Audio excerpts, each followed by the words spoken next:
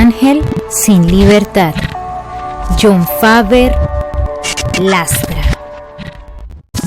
Capítulo 4. Cumplí los 17 años de edad al lado de Octavio, y una mañana, 6 meses después de esa fecha que me recordó el día de mi nacimiento, escuché un grito desde el baño que me despertó. ¡Argenis, Argenis! ¡Alísteme ropa para unos 8 días! Tengo que ir con Federico y Carlos a Villavicencio. Cuando Octavio se iba varios días de viaje, Eduardo quedaba encargado de mi seguridad, o de mi encierro, quedaría mejor expresado. A mí me gustaba su compañía, ya que con Eduardo logré tener una excelente amistad. Los chocolates no faltaban en casa mientras él estuviera encomendado de mi vigilancia. Él, siempre con sus acciones, con sus palabras y sus obsequios, le dio un aliento esperanzador a mi desolada existencia. Habían transcurrido 6 días desde que Octavio había salido de viaje con sus hermanos, cuando Eduardo llegó una tarde a la casa bastante alterado. «¡Chiquilla!», exclamó al entrar en la casa. «Octavio, Federico y Carlos se accidentaron, viniendo de Villavicencio. Creo que todos murieron». En ese momento vinieron a mi mente muchos pensamientos, hasta llegué a imaginar que esa era la oportunidad que tanto había esperado para ser libre. Entonces tuve que ir a reconocer los cuerpos de Octavio, Federico y Carlos, no sin antes ir con Eduardo a la casa de la ex esposa de Federico para informarle de la noticia y pedirle que nos acompañara en la penosa tarea del reconocimiento de las víctimas y los trámites que hubiese necesidad de hacer para el traslado de los cuerpos a Bogotá. Cuando llegamos a su casa, ya estaba informada de lo que había acontecido. La habían llamado desde Villavicencio para enterarle de los hechos. Las autoridades que atendieron el siniestro revisaron los documentos de las víctimas y encontraron la billetera, números telefónicos, entre los que se encontraba el de la ex esposa de Federico, Octavio y mis tíos. Nunca llevaban los documentos originales, siempre portaban papeles de identificación falsos para poder hacer sus fechorías. Aquella señora lo sabía, por eso solo le bastó con la descripción física que hicieron de su ex marido y con uno de los falsos nombres que él usaba para ella saber que se trataba de Federico y sus hermanos.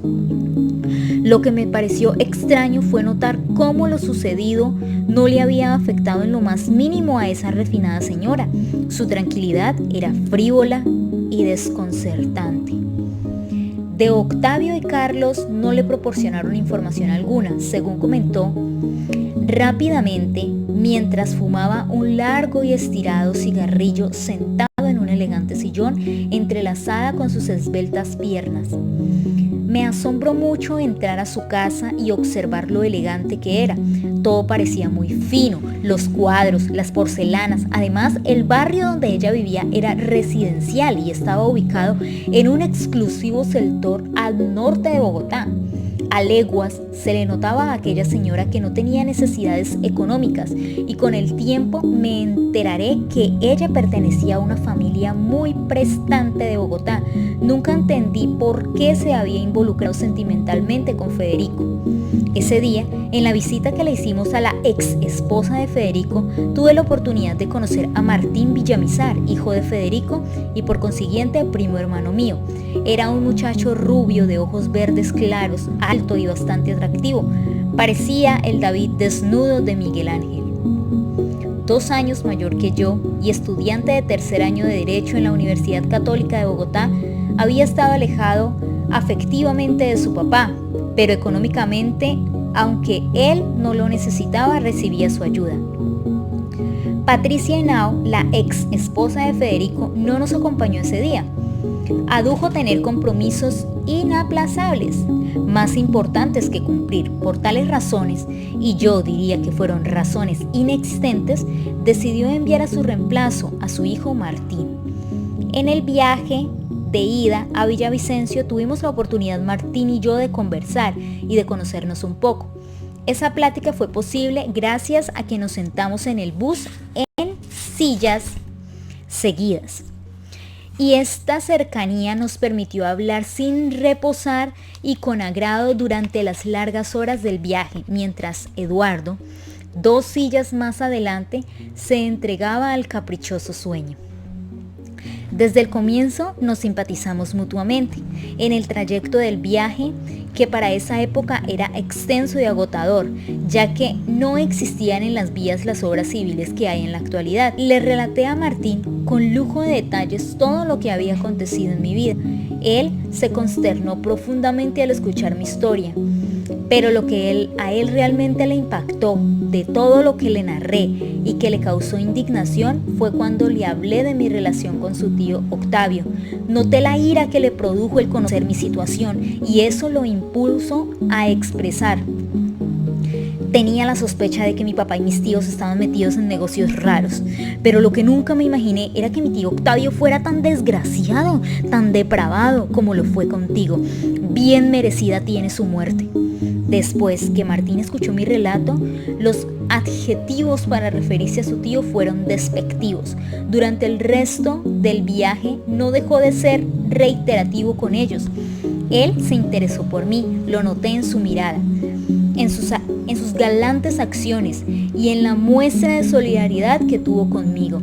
Después de viajar por varias horas llegamos por fin a Villavicencio y a nuestro arribo a esa ciudad rodeada de llanuras interminables nos encontramos con una noticia que me desconcertó totalmente. Allí nos pudimos enterar que los únicos que habían fallecido eran Federico y Ancísar. La gran noticia que había recibido en Bogotá no era cierta. El antagonista de mi felicidad aún seguía vivo y se encontraba, al igual que su hermano Carlos, luchando con la muerte en un hospital de la Unidad de Cuidados Intensivos de Villavicencio, con muchas posibilidades de seguir viviendo.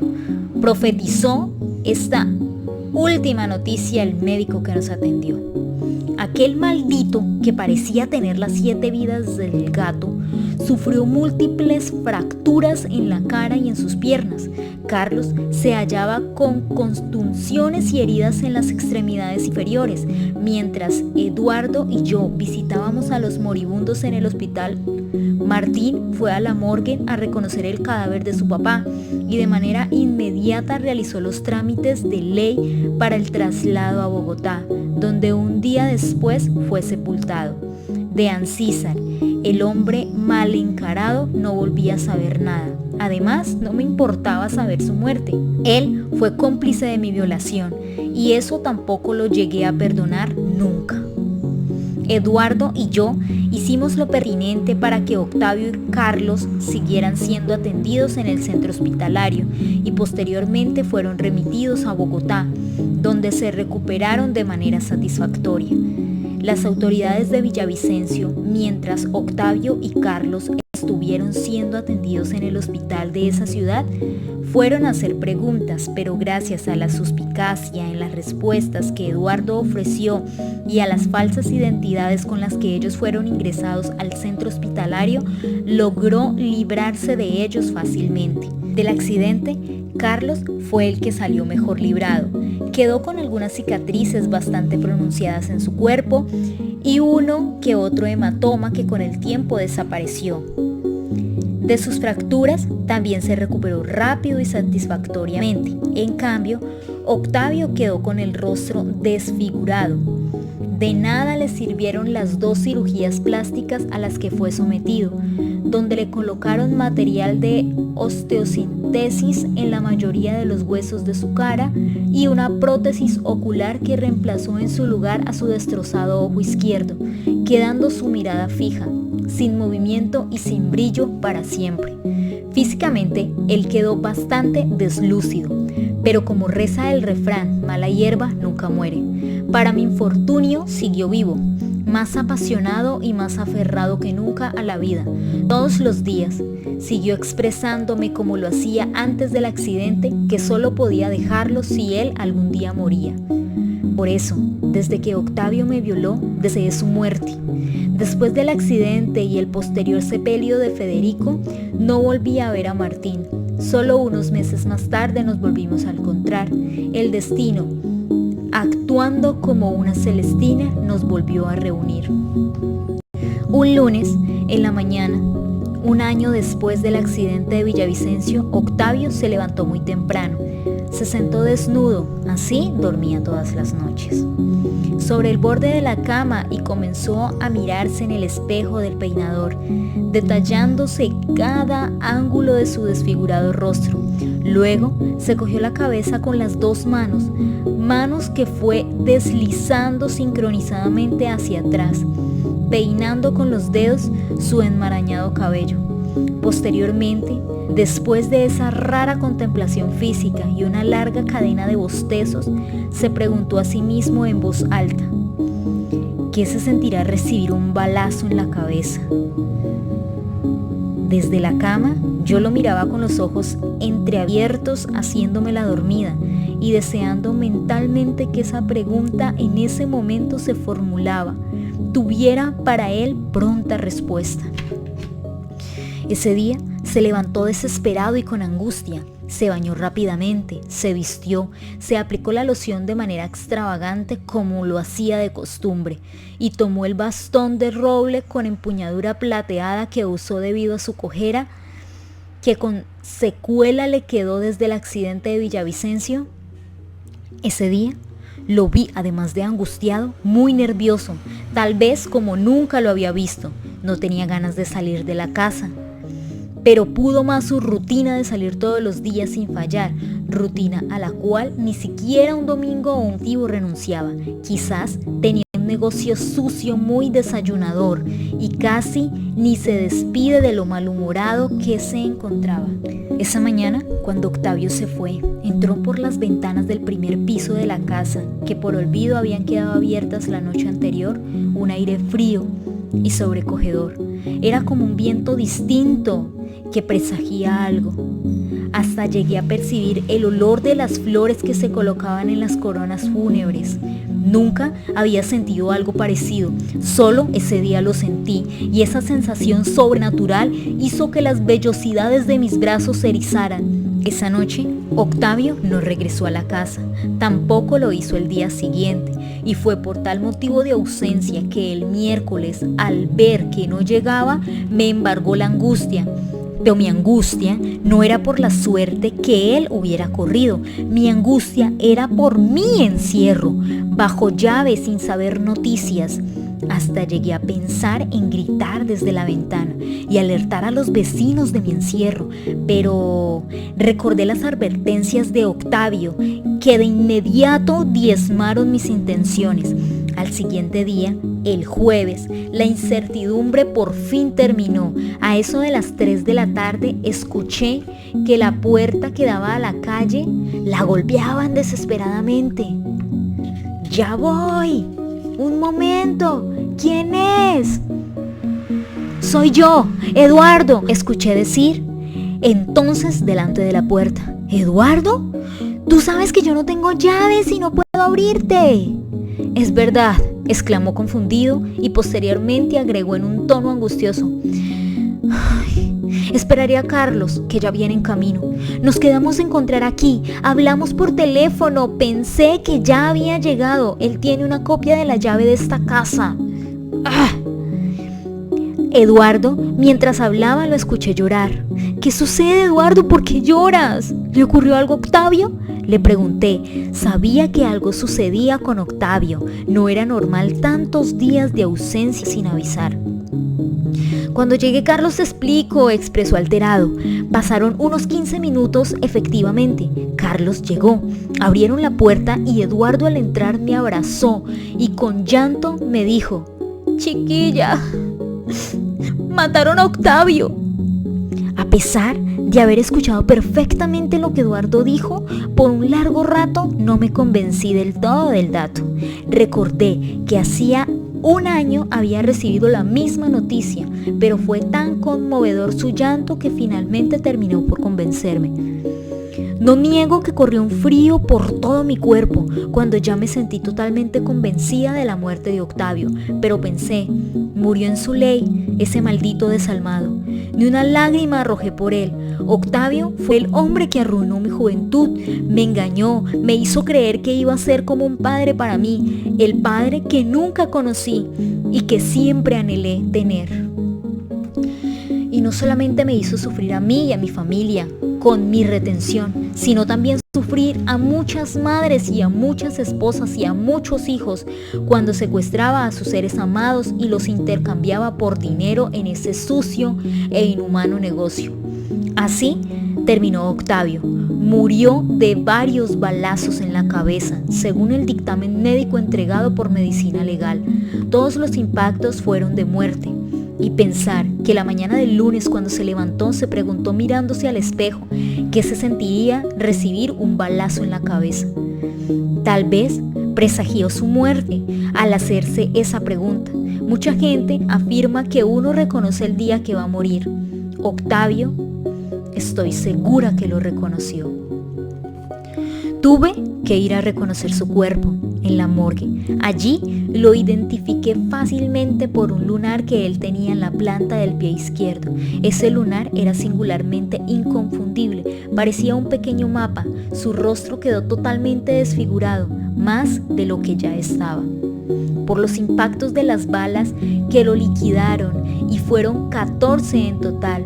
Lo mataron con sevicia, fue lo que murmuré mientras lo reconocí ante las autoridades competentes.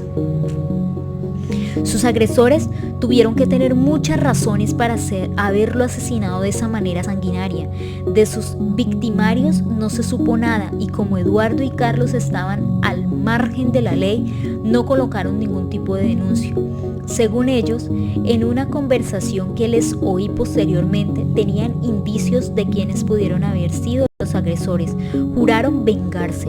En ese mundo de las bandas organizadas delincuenciales hay envidia y traición. Es por eso que sucede esas vendetas, y por último terminan eliminándose entre ellos mismos al estilo Al Capone. A Octavio se le dio sepultura al siguiente día, después de que yo efectué, por petición de Eduardo, los trámites de ley, trámites que yo no quería realizar, pero Eduardo logró convencerme al hacerlo. Como siempre, aconteció desde que ellos decidieron tomar el camino equivocado del delito. Carlos y Eduardo no pudieron asistir al sepelio. Ellos claramente sabían que si iban a acompañar a su hermano asesinado, corrían el riesgo de ser capturados. Su prontuario de cuentas pendientes con la justicia eran bastante extensas e irreconciliables. Esa vez yo tomé las fotografías de la bóveda donde fue sepultado Octavio, y posteriormente le entregué el rollo a Eduardo, junto con el dato de la ubicación exacta del sepulcro. Con la muerte de Octavio, quedé como única heredera de una finca en Boyacá, esa donde fui violada. Irónico, ¿verdad? Hasta ese momento en que conocí la ubicación de esa finca, supe que había estado en esa zona del país.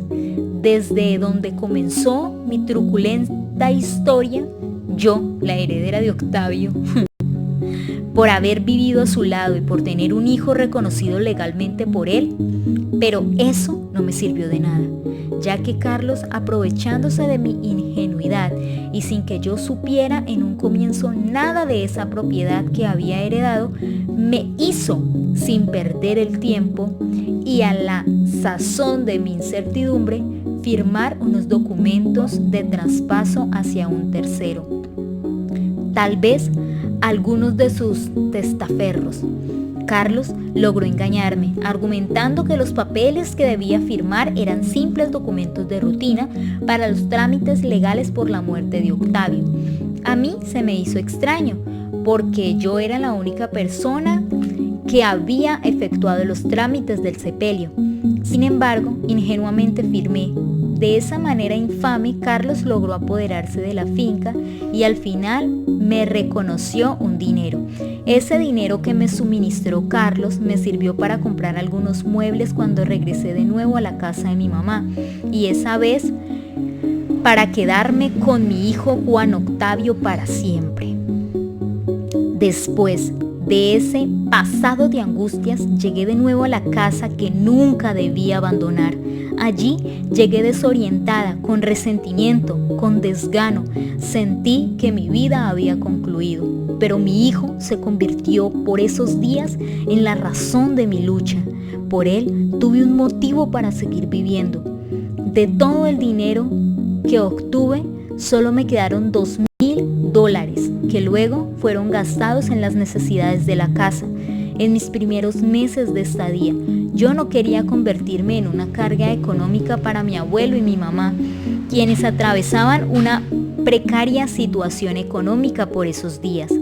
Los $2,000 antes mencionados no eran parte de ese dinero que por lástima me dio Carlos cuando le firmé los documentos de la finca. No. Los $2,000, que fueron 4 veces más de lo que Carlos me reconoció por mi herencia, eran la mitad de un capital que Octavio tenía guardado en la casa, en una de sus 2 cajas fuertes, dinero del cual me pude apoderar gracias a la complicidad de Eduardo, quien afortunadamente me dio a conocer de su existencia y a la vez me dio la clave secreta para abrir la caja de seguridad que contenía el dinero. De esa manera pude sacar lo que en ese momento sentí que me pertenecía, por tanto sufrimiento soportado al lado de aquel hombre. Eso era lo más justo, y Eduardo sí lo comprendió. Recuerdo que él me dijo, cuando me confió la clave secreta: chiquilla, yo no puedo hacer nada frente a ese tema de la finca. Estaba con las manos atadas. Por eso espero que me perdones. Tú sabes que en este negocio tenemos que respetar la jerarquía, y ahora que Octavio murió, Carlos es el que manda en todo. Él desde un principio me advirtió que no te fuera a contar lo de la existencia de esa finca. Si te lo hubiera confiado, tú sabes que me hubiera podido exponer. Hasta me hubiese podido matar. Por eso, ahora que tengo la oportunidad de ayudarte, no he dudado en hacerlo. Ese dinero que vas a obtener, que realmente es muy poco, es más que tuyo, pero que al menos te quede eso, para indemnizar de una manera muy mínima el mal causado en el pasado al vivir al lado de Octavio. A los pocos días, la mitad de los dólares los reclamó Carlos, argumentando que eran suyos. Él sabía de su existencia, tal vez eran parte del fruto de un secuestro y esa posibilidad de que ese dinero fuera parte del monto que se ofrecía por un rescate para liberar a un secuestrado. Llegó a aterrarme, hasta llegué a recapacitar en un comienzo, mientras abría la caja fuerte, que no debía apoderarme de ese dinero sucio y mal habido, pero al final decidí tomarlo. Pensé, yo no había participado en ningún ilícito cruel, y si yo no tomaba el dinero, Carlos sí lo hubiera hecho.